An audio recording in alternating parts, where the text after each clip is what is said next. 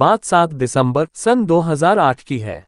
मैं अपने परिवार के साथ अपनी छोटी पुत्री की सगाई तय करने के लिए दसूया, जिला होशियारपुर, पंजाब गया था।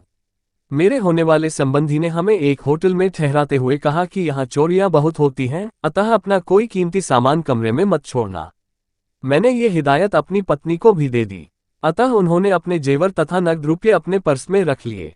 हमने नाश्ते के बाद सगाई का सारा सामान रस्में करने के लिए बनाए गए स्टेज पर रख लिया था। हमारे साथ आए पंडित जी ने हमें पूरा सामान डिब्बों से निकालकर स्टेज पर सजाने की सलाह दी, तो मेरी पत्नी अपना पर्स वहीं पास में रखकर सामान को सजाने लगी। मैं, मेरे ताऊजी के बड़े बेटे एवं पंडित जी वहीं पास में खड़े हुए सामान को सजता हुआ देख रहे थे। थोड़ी देर के पश्चात सामान को सजाने के बाद मेरी पत्नी ने अपना पर्स देखा तो वह कहीं दिखाई नहीं दिया। उन्होंने मुझसे पूछा कि मेरा पर्स कहाँ है। यहीं पर रखा था। ये बात सुनकर हम सभी सन्न रह गए, चूंकि उसी पर्स में अपने एवं वरपक्ष को देने के लिए करीब 250 ग्राम सोने के आभूषण एवं लगभग 80,000 रुपये रखे थे। जब हमारे संबंधी को पता चला तो वे भी उसको खोजने में हमारी मदद करने लगे, लेकिन चोरी गए सामान एवं चोर का कहीं पता नहीं चला। अब हमें चिंता सताने लगी कि सगाई कैसे होगी और कहीं वरपक्ष के लोग हमें झूठा एवं धूर्त न समझने लगे।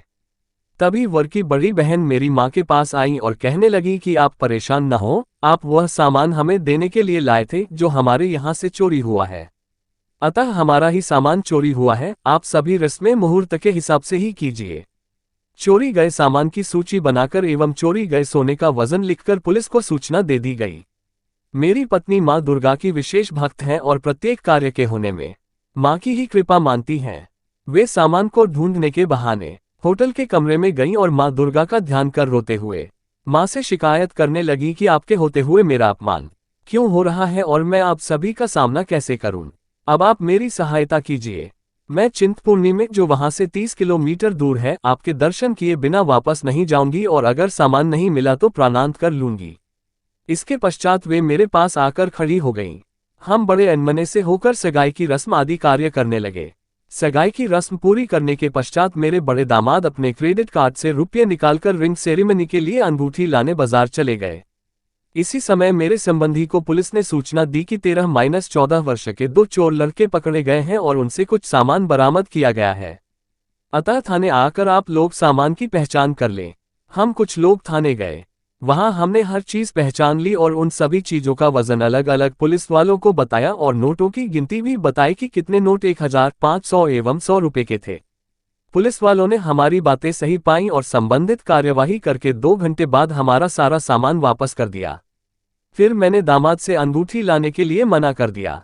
हुआ ये कि घटना के बाद चोर एक बस में बैठकर पठानकोट जा रहे थे।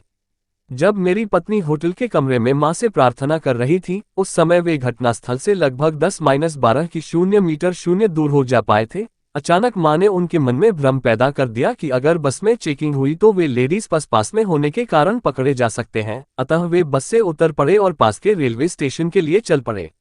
उन्होंने पर्स का सारा सामान एक काले रंग की पॉलीथीन में रख लिया और खाली पर्स एक खेत में फेंक दिया। पर्स फेंकते समय रेलवे के केबिनमैन से किसी ने उनको देख लिया और शोर मचा दिया। स्टेशन के पास ही लोगों ने उन्हें पकड़ लिया। फिर पुलिस को सूचना दी गई। इस तरह हमारा सारा सामान मिल गया।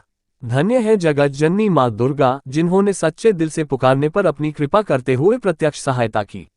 आई थिंक कि यह सच्ची कहानी आपको अच्छी लगी होगी। यदि अच्छी लगी है तो हमारे चैनल को लाइक, कमेंट, सब्सक्राइब करें। मिलते हैं एक ऐसी सत्य और रोचक घटना के साथ नेक्स्ट अगले वीडियो में। तब तक के लिए जय श्री राम।